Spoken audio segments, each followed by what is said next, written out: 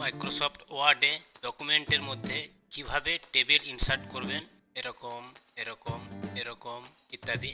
চলুন আপনাদের দেখাই। আমি এখন একটা ব্ল্যাঙ্ক ডকুমেন্ট নিয়ে নিচ্ছি এটা। এরপর টেবিল ইনসার্ট করতে হলে কোনখানে যাবেন দেখুন, এখন হোম বাটনে ক্লিক করা আছে, আপনারা ক্লিক করবেন ইনসার্ট বাটনে। এখান থেকে টেবিলে আসবেন, এখানে একটা ক্লিক করবেন, করে এখানে দেখুন রেডিমেড। আমার মাউস পয়েন্টার যেদিকে যাচ্ছে এখানে দেখুন ডকুমেন্টের মধ্যে সেরকম টেবিল কিন্তু ইনসার্ট হয়ে যাচ্ছে। এখানে একটা রেডিমেড দেওয়া আছে, এখানে সর্বোচ্চ পাশাপাশি 10টা এবং উপর নিচে 8টা ঘরযুক্ত টেবিল আপনি এখান থেকে বসাতে পারবেন। এর কম যে কোনো সংখ্যায় আপনি বসাতে পারবেন। এই দেখুন আমি পাশাপাশি 5টা, উপর নিচে 4টে টেবিল কাটলাম, প্যাক করছি। আবার ইনসার্টে গিয়ে আবার একটা অন্য নিচ্ছে, দেখুন পাশাপাশি 10টা, উপর নিচে 2টো হয়েছে 3টে। যদি আপনি এখানে ক্লিক করে দিই তাহলে টেবিলটা ইনসার্ট হয়ে যাবে। এবার বলি, এবার যদি এমন হয় যে আপনার পাশাপাশি এখানে যেটা আছে সর্বোচ্চ 10 আর 8, 10-এর বেশি ঘর লাগবে, বা উপর নিচে যেটা সর্বোচ্চ এখানে আছে 8, তার বেশি ঘর লাগবে, তাহলে কি করবে? তাহলে এই পদ্ধতিতে আপনার হবে না। তখন কি করবে? এখানে টেবিলে ইনসার্ট টেবিলে ক্লিক করবেন। এরপর এখানে দেখুন নাম্বার অফ কলম, মানে উপর নিচে আপনার কটা লাগবে আপনি এখানে সেই সংখ্যা লিখে দেবেন। আমার লাগবে ধরলাম। আর নাম্বার অফ রো, মানে পাশাপাশি যেটা সেটা কটা লাগবে ধরে দিলাম 15টা।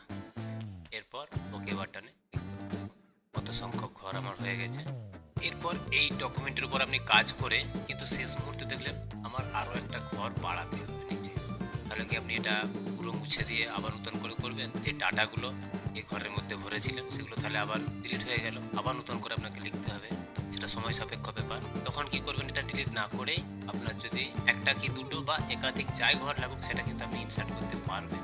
এটা কীভাবে? আমি ধরছি যে পাশের থেকে আরও একটা ঘর আমাকে বাড়াতে হবে, তখন আবার ইনসার্ট অপশনে গিয়ে টেবিলে ক্লিক করুন, এরপর ড্র টেবিলে ক্লিক করুন, এখানে গিয়ে ক্লিক করে পাশাপাশি একটা ঘর, এরপর এই দাগে ক্লিক করে এরকম করে বাড়িয়ে নিলেন প্রত্যেকটায়, আপনার কিন্তু হয়ে গেল পাশাপাশি একটা ঘর বেড়ে গেল। এরকম ওপর নিচে হলেও আপনি পারবেন। দরকার করলে কী করে করবেন? ইনসার্টে যান, টেবিলে যান, ড্র টেবিল করুন। এখানে আবার একটা পেন্সিল হয়ে গেছে দেখুন মাউস পয়েন্টারটা, তাহলে আপনি এখানে একটা ঘর টেনে নিলেন। এরপর এর মাঝামাঝি জায়গায় আবার একটা ক্লিক করে দিলেন, এরপর প্রত্যেকটা লাইনের সাথে আপনি জুড়ে দিলেন, মাউস ক্লিক করে এরকম টেনে দিলেন। তাহলে দেখছেন খুব সহজে আপনার কেমন মাইক্রোসফট ডকুমেন্টের মধ্যে টেবিল ইনসার্ট করতে পারছেন। এখানে আরও একটা কথা বলে রাখি, এখন একটা নিউ পেজ নিয়ে নিই। রেডিমেড টেবিল ইনসার্ট করতে হবে যেটার মধ্যে লেখা সমেত সব কিছুই আছে একদম, সেটারও রেডিমেড তৈরি করা আছে। ইনসার্টে ক্লিক করুন ফার্স্টে, তারপর টেবিলে এখানে দেখুন কুইক টেবিলে ক্লিক করে আপনার এটা যদি ক্যালেন্ডারের আকার লাগে তাহলে এটা ক্লিক করবেন। দেখুন এই যে প্রত্যেক ডিসেম্বর আছে আপনার, এটা এডিটেবিল, আপনি যে মাসের দরকার সেই মাসের নাম লিখে দিলেন। বারগুলো প্রত্যেকটাই লেখা আছে, ডেট লেখা আছে। এবারে আপনার প্রত্যেকটা ঘরে এডিটেবিল, আপনি যেখানে যেমন আপনার কাজ এরকম লিখে রাখতে পারেন, ডিলিট চেঞ্জ সবই করতে পারেন। এটা আমি প্যাক করছি করে। আরও অন্য ধরনের কি টেবিল আছে প্রয়োজনীয়, দেখুন কুইক টেবিলে ক্লিক করে এখানে দেখুন টেবিউলার লিস্ট একটি আছে, এখানে এটা ক্লিক করে আপনি কিন্তু এটাকে বড় ছোট করতে পারবেন। এখানে আইটেম আছে, আইটেমের জায়গায় আপনি অন্য কিছু লিখতে পারেন, নেম আপনার প্রয়োজন মতো লিখবেন। এটা এডিটেবিল, এটা নিট, তার জায়গায় আপনি এখানে কোয়ান্টিটি লিখতে পারেন, অ্যামাউন্ট লিখতে পারেন।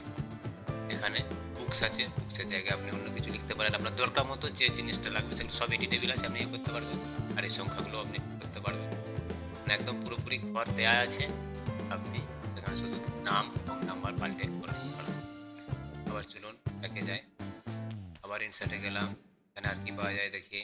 কুইক টেবিলের মধ্যে অনেকগুলোই আছে, আপনি এখানে দেখুন এখানে কলেজের নাম আছে, আপনি অন্য কোনো জায়গার নাম লিখতে পারেন।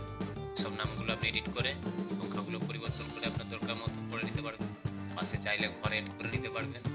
তাহলে দেখলেন আপনারা খুব সহজেই এমএস ওয়ার্ডের ডকুমেন্টের মধ্যে কীভাবে টেবিল ইনসার্ট করা যায়। এখানে আরও একটা বলে রাখি, ধরুন টেবিল ইনসার্ট করে কিন্তু লাস্ট পার্টটা আপনার লাগবে না, লাস্ট পার্টটা লাগবে তখন কী করে? যেখানে এখানে ইরেজার আছে, ইরেজারে ক্লিক করবেন আর এই জায়গাগুলো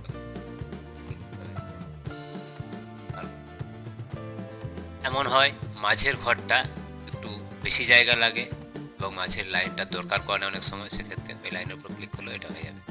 এখন এটা ইরেজারের মাউস পয়েন্টারটা ইরেজারের মতো হয়ে আছে, এখানে ক্লিক করলাম, এটা আগের মতো হয়ে গেল। এখন আপনি চাইলে এই ঘরগুলোকে সরু মোটা কোনো একটা ঘরকে এখন এখানে টানলে আপনি প্রত্যেকটা ঘরই সমভাবে বাড়বে সব দিকে, কিন্তু আপনার ওটা দরকার নেই। এখানে ধরুন কিছু লিখলেন, আমি লিখছি এডিট স্মার্টলি, তারপরও এতটা জায়গা ফাঁকা আছে, তাহলে উপরের ঘরটা আমার এত বড় না হলেও চলবে। তখন কি করবেন, এই লাইনের উপর মাউসটা রাখলে দেখুন এরকম একটা চেঞ্জ হচ্ছে, ধরে ওদিকে নিয়ে আসুন, এই ঘরটা কমে গেল, এটা বেড়ে গেল। দ্বিতীয় ঘরটা যদি বড় করতে লাগে আপনি নিচের দিকে নামাবেন, এরকম করে বড় হচ্ছে। নিচের ঘরটা ছোট করতে লাগলে আপনি এরকম ছোট করতে পারবেন, সেরকম সাইড দিয়েও করতে পারবেন। এই ঘরটা এখানে জায়গা ফাঁকা পড়ে আছে, আমি টেনে নিয়ে চলে এলাম, করতে পারবেন। ভিডিওটি দেখার জন্য ধন্যবাদ।